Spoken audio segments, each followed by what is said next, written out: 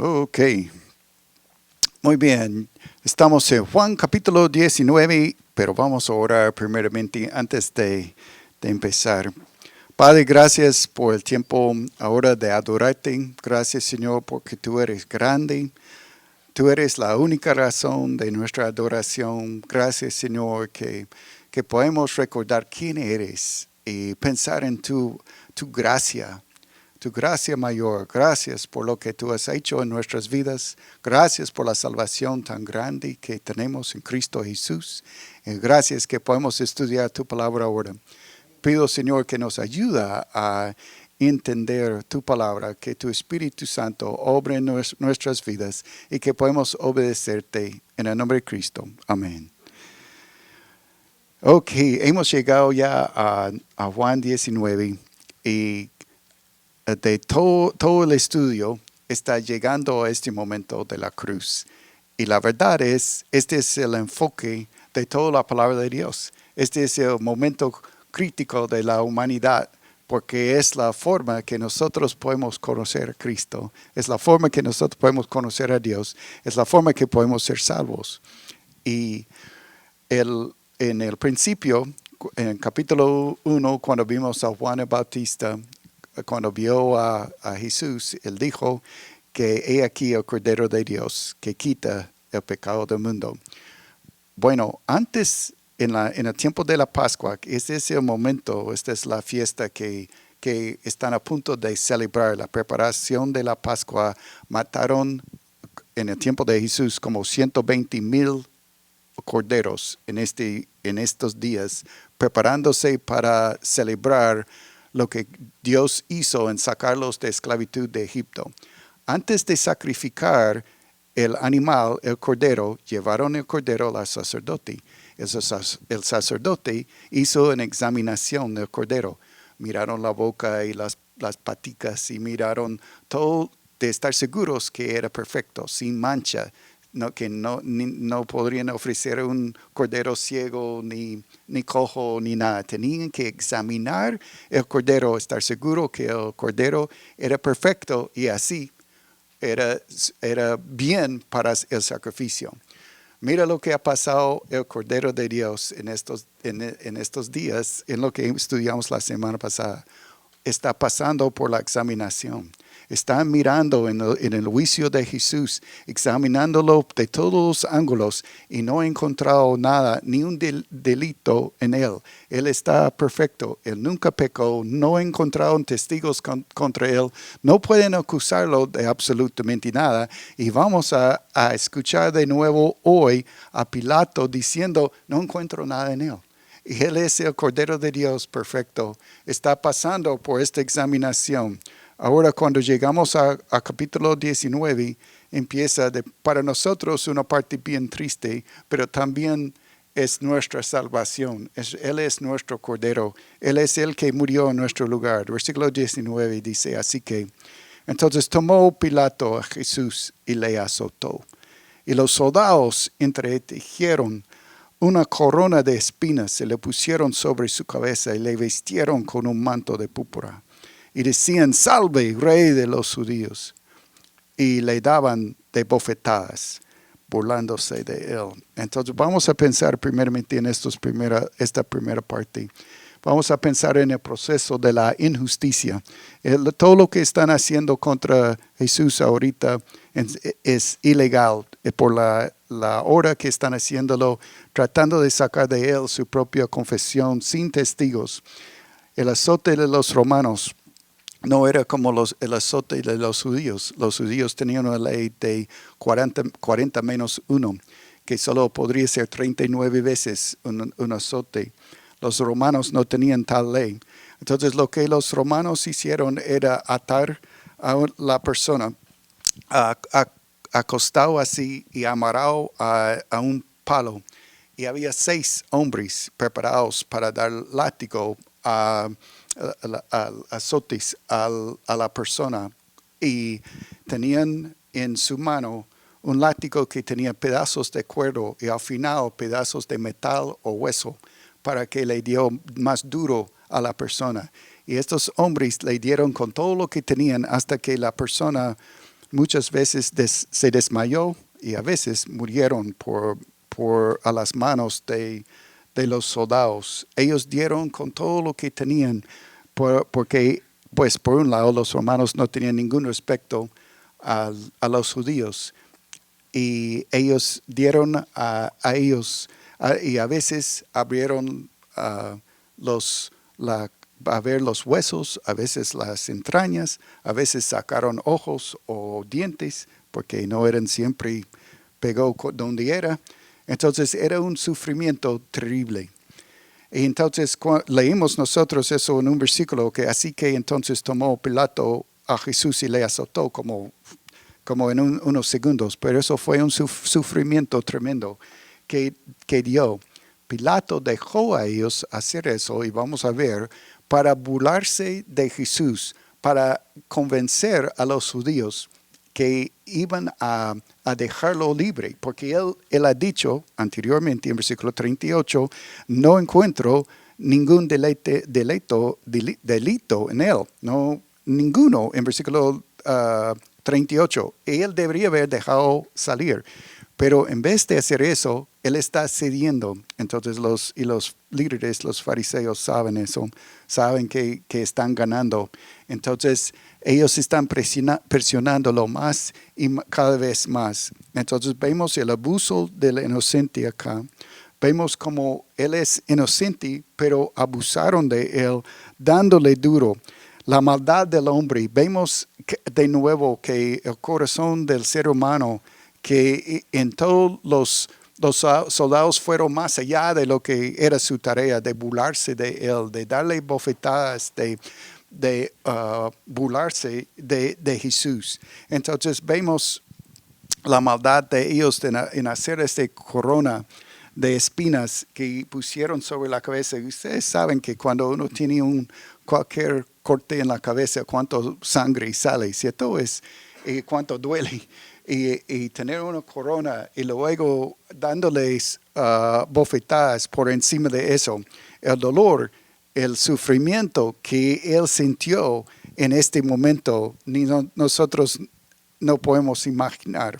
La burla de los soldados. Yo creo que una de las cosas que Jesús recibió en todo este tiempo, estamos hablando de la madrugada, estamos hablando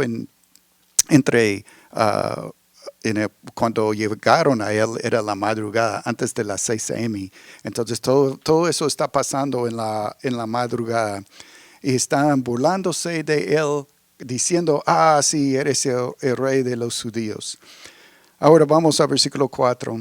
Dice, entonces Pilato salió otra vez y les dijo, mirad, os lo traigo fuera para que entendáis que ningún delito halló en él. Mira lo que él está diciendo.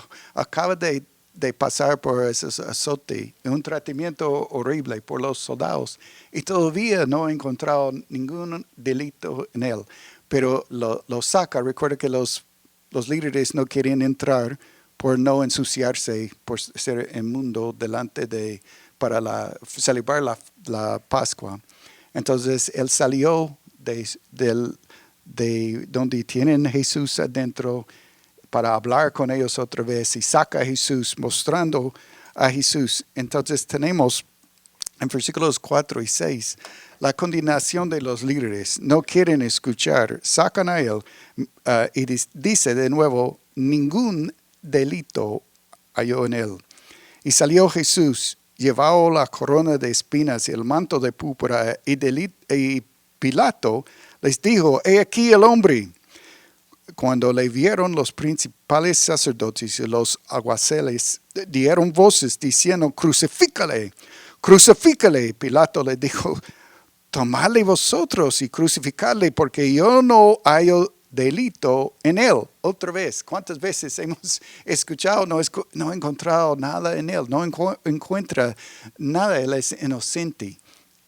Pero los líderes llaman por la condenación. Él es inocente delante de Pilato, ridículo delante de Pilato. Por eso él lo sacó, sangrado, golpeado, con corona, Todo eso es para burlarse de él, para que ellos van a sentir lástima por Jesús, por lo que habían hecho a él. Pero en vez de lástima, solo es más furor. Bueno, yo dije a él inocente por la segunda vez. Es la segunda vez en este momento, pero es la tercera vez desde el versículo 38, que él sigue diciendo inocente, ningún delito encuentro en él. Ahora venimos a realmente lo que es el problema, es la acusación de blasfemia, que es el propósito del libro de Juan. Recuerda que el propósito del libro de Juan es mostrarnos que Jesús es el Hijo de Dios. Y es la acusación, los líderes entendieron bien lo que Jesús había dicho. Versículo 7 dice, los judíos le respondieron, nosotros tenemos una ley y según nuestra ley debe morir. ¿Por qué? Porque se hizo a sí mismo Hijo de Dios. Entonces, como ellos entendieron lo que Jesús había dicho en toda su vida, y ellos sí entendieron que es dijo que es Hijo de Dios, ellos no lo creen. Cuando Pilato oyó decir esto, tuvo más miedo. Es interesante, tuvo miedo antes, pero ahora tiene más miedo y entró otra vez en el pretorio y dijo a Jesús, ¿de dónde eres tú? Mas Jesús no le dio respuesta. Entonces le dijo Pilato, ¿a mí no me hablas? ¿No sabes que tengo autoridad para crucificarle y que tengo autoridad para soltarle? Mira, normalmente uno condenado así hubiera estado rogando por su vida, arrodillado delante de Pilato, por favor, ofreciendo soborno. Yo puedo darte un poco de oro, yo tengo una plata ahorrado, mi familia tiene cualquier cosa para salir. Jesús nada de eso. Jesús no está ahí pidiendo nada, ni está respondiéndole. Entonces, la dignidad de Jesús, la autoridad en él, la majestad de su presencia, en vez de tener miedo, ¿quién es el que tiene miedo? Es Pilato. El que tiene el poder es el que tiene miedo. Dice que tuvo más miedo cuando él escuchó de lo que ellos habían dicho, que dijo que es el Hijo de Dios. Entonces es Pilato que va ahí, está diciendo, ¿de dónde eres? ¿Quién eres tú? Él está preguntando a Jesús. Entonces, él es el Hijo de Dios. Ellos entienden que es lo que él había dicho. El miedo de Pilato y también la frustración, porque no puede sacar de Jesús lo que él quiere. Ahora, mira el versículo 11 y podríamos estudiar solo este versículo. Hay espero que tomen tiempo para repasar el pasaje porque hay mucha información en capítulo 19, pero versículo 11 dice, respondió Jesús, ninguna autoridad tendrías contra mí si no te fuese dada de arriba. Por tanto, el que a ti me ha entregado, mayor pecado tiene. No quiere decir que Pilato no tiene responsabilidad. Está hablando de los líderes y los sacerdotes que habían entregado a él. Tienen mayor castigo o mayor responsabilidad. Pero la autoridad viene del Padre. Y ese es el principio de la autoridad, es por todos lados en la Biblia.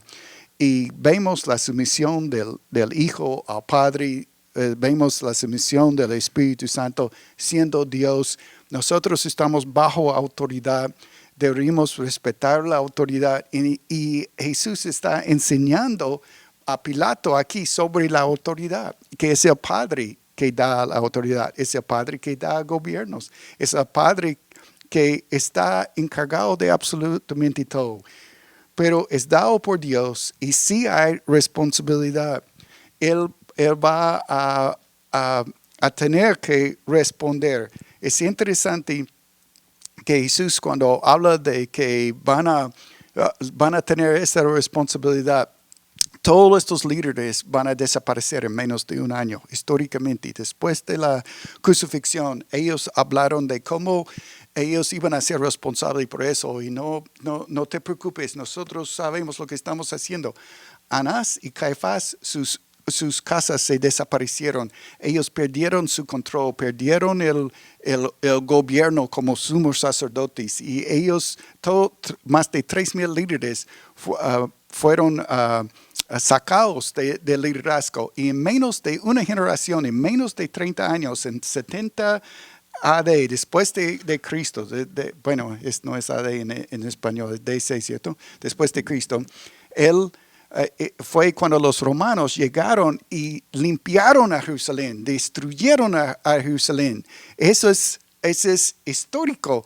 Sabemos que todas estas personas sufrieron por sus palabras, por lo que dijeron, por ir en contra de Dios y ir en contra de Jesús. Entonces, y Pilato también, él se suicidó. Fue sacado de su autoridad por el imperio Tiberio y se suicidó. Entonces, pero en este momento tenemos a él hablando a Jesús. Ahora mira el versículo 12. Desde entonces procuraba Pilato soltarle. Interesante, ¿no? Estamos hablando de entre 6 a.m. hasta 9 a.m., ¿ok? 3 horas. Pero los judíos daban voces diciendo, si a sueltas, no eres amigo de César. Interesante, ¿no? Esos son los judíos que odian a los romanos, que están recordando a un romano que él no es amigo a César. Y todo el que se hace rey, a César se oponen. Entonces están diciendo que Jesús había dicho que es rey. Entonces Pilato, oyendo esto, llevó fuera a Jesús y se sentó en el tribunal, en el lugar llamado el enlosado, en hebreo, Gabada. Era la preparación de la Pascua y como la hora sexta, entonces estamos hablando de 9 a.m. Entonces dijo a los judíos, he aquí vuestro rey. Pero ellos gritaron, fuera, fuera, crucifícale. Pilato les dijo, ¿a vuestro rey he de crucificar? Respondieron los principales y sacerdotes, no tenemos más rey que César. ¿Quién es el rey de los judíos? Supuestamente es Jehová. Son una teocracia. Ellos abajo de Dios. Pero aquí están negando a Dios. Están rechazando a Dios y rechazando Mesías. Recuerda que Jesús es Mesías. Él vino para establecer el reino y fue rechazado. Entonces rechazaron a Dios, rechazaron al rey y abrazaron a César. Él es nuestro rey. Entonces, todo contra la palabra de Dios, todo contra la voluntad de Dios, y ellos dijeron que son de Él. Entonces, vemos en versículos 12 y 15 el esfuerzo de liberar a Jesús. Pilato debería haber soltado a Jesús más que una vez. Vemos desde el capítulo anterior, antes de soltarlo, antes de abusarlo, antes de todo eso, ningún delito encuentro, ninguno es inocente, pero los líderes pecaron. Los líderes pecaron contra Dios en usar esta última parte de César y para presionar a Pilato para condenarlo. Entonces tenemos al final en versículo 16 la condenación de Pilato. Bueno, es la condenación de Jesús por medio de Pilato. Entonces versículo 16, lo que tenemos es así que entonces lo entregó a ellos para que fuese crucificado. Tomaron pues a Jesús y le llevaron. Entonces él cedió. ¿Por qué? Por miedo, por frustración, ya horas peleando con ellos, ya tratando la complacencia, lo azotó tratando de mostrar misericordia, sacar misericordia del corazón de ellos en ninguna forma. Lo que vemos en todo eso es la falta de justicia. Entonces, lo corrupto que eran los líderes, el corrupto de los romanos, no hicieron lo que era lo correcto. Entonces, ahora empieza el momento de la crucifixión. El justo por los injustos. Es Cristo que es nuestro sustituto, que fue a la cruz por nosotros. Ese es el momento más importante de la historia. Uf.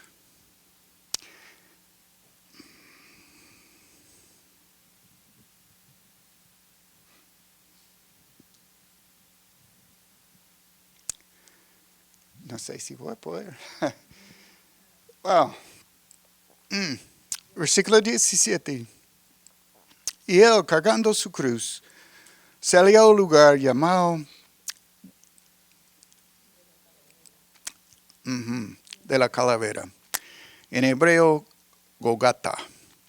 Ahí le crucificaron, y con él otros dos, uno a cada lado, y Jesús en medio. Escribió también Pilato un título que puso sobre la cruz, el cual decía: Jesús Nazareno, Rey de los judíos. Y muchos de los judíos leyeron este título porque el lugar donde Jesús fue crucificado estaba cerca de la ciudad y el título estaba escrito en hebreo, en griego, en latín. Ok, vamos hasta ahí por un momento.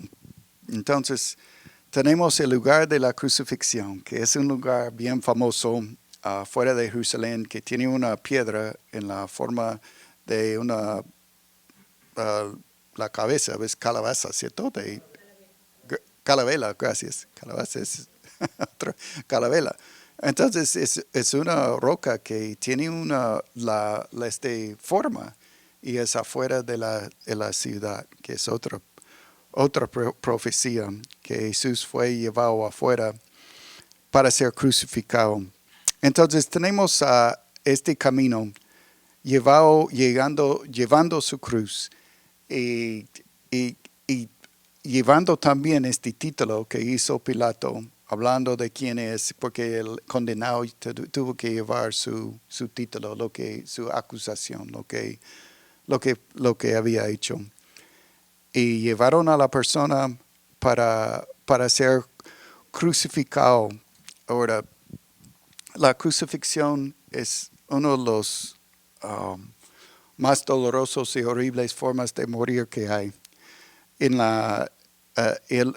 Un ciudadano romano no pudo ser crucificado, fue solo para esclavos y para los que no eran ciudadanos. Entonces llevaron la parte de arriba al lugar y ahí acostaron a la persona, ataron sus brazos y pasaron los clavos por la muñeca para sostener la persona. Lo que después de colgarlo por las manos y por los pies, traspasó por los pies, la única forma de respirar, colgado así, es levantarse. Entonces lo que era es morir por asfixia, gracias, y por cansancio, porque al final no se puede levantarse más. Entonces estaba en una posición con las manos arriba y tienen que empujar, que es doloroso porque es sobre este clavo, respirar y bajar otra vez. Y parar, y respirar y bajar otra vez. Esa es la muerte. En la cruz era por a veces 3 a 5 días que una persona estaba en esa posición esperando la muerte. Entonces era a propósito para detener a la gente en hacer crímenes. Entonces era un lugar público, era desnudo, aunque dicen Jesús tenía algo que le cubrió, no sé, porque la Biblia no nos dice, pero normalmente eran desnudos, eran expuestos al sol, expuestos a las personas, expuestos a toda la burla. Es lo que vemos en la historia de Jesús, que las personas pasaron burlándose de él, hablándole a él. Y ese es el oprobio que Jesús llevó por nosotros. Él llevó toda esta vergüenza, todo ese maltrato, y como el Cordero de Dios, no abrió su boca. Cuando yo pienso en Jesús, el creador del mundo, en cualquier momento Él sí tenía poder para bajar de esta cruz y no lo hizo. Por amor a ti y a mí. Ese es nuestro Cristo. ¿Cómo sufrió? por nosotros. Vemos lo que Pilato escribió ahí, y para que todos vieron. Versículo 21 ahora. Dijeron a Pilato los principales sacerdotes de los judíos: no escribes rey de los judíos, sino que dijo: soy rey de los judíos. Respondió Pilato: lo que he escrito, he escrito. Cuando los soldados hubieron crucificado a Jesús, tomaron sus vestidos, hicieron 4 partes, una para cada soldado. Tomaron también su túnica, la cual era sin costura, de un solo tejido, de arriba abajo.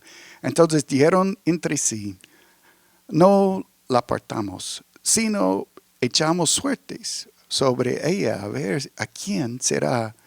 Esto fue para que se cumpliese la escritura que dice: repartieron entre sí mis vestidos, y sobre mi ropa echaron suertes. Y así lo hicieron los soldados. Okay, es interesante que en medio de todo lo que está pasando, que Juan escribió esta parte específica con tanto detalle sobre la ropa, ¿cierto? Pero escribió específicamente la profecía. ¿Sabes? Sobre la vida de Jesús hay 300 profecías que él cumplió en su vida. Y él cumplió a la perfección lo que fue la profecía del Antiguo Testamento sobre Mesías. Nosotros leímos esta mañana Isaías 53, 700 años antes del nacimiento de Jesús. Y todas las profecías que hay en el Nuevo Testamento. Y aquí uno no puede decir que fue Jesús que sabía tanto de la palabra de Dios, que él actuó. Pues alguien no puede decidir dónde va a nacer. Y colgado en una cruz, bueno, no puede crucificarse tampoco. Y tampoco puede controlar si van a echar suertes. Hay tantas otras cosas que pasó en la vida de Jesús donde él no podría tener control y hacer, pero se cumplió a la perfección la palabra de Dios. Unos matemáticos quisieron hacer una análisis de la probabilidad en cuanto de cumplimiento de la profecía. No vamos a tomar la idea de 300, pero solo pensando en 8, la probabilidad de cumplir 8 profecías. Si uno mismo quisiera hacerlo funcionar, ¿cuál es la probabilidad que un hombre puede cumplir todas estas profecías en su vida? La probabilidad es 1 al 10 al 17 bueno, lo hice con ceros para que lo vean. Es 1 con 17 ceros. Eso quiere decir, si es 1 en 10, si yo tuve una canasta, echamos 10 tiquetes y alguien tiene que sacar 1 y tiene probabilidad de 1 en 10.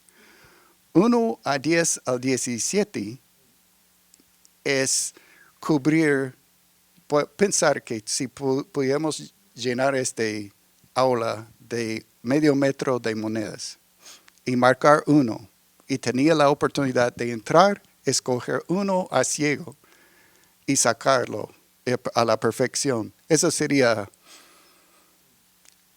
ok, pero no es el tamaño de este cuarto. Si pudiéramos llenar toda la iglesia con monedas a dos pies y marcar solo 1, tenía que entrar con sus ojos cerrados y sacar una sola moneda. Pero no es solo, es llenar todo el estado de Texas. Ese es el número de monedas que esto representa. Todo el estado de Texas a 2 pies y marcar solo 1.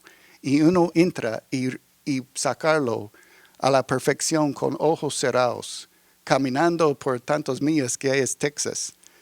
Es la probabilidad que una sola persona puede cumplir 8 profecías. Y Jesús cumplió 300 profecías. Jesús es Dios. Ese es el mensaje de este libro. Jesús es Dios. Él es el Hijo de Dios. Él es quien Él dijo.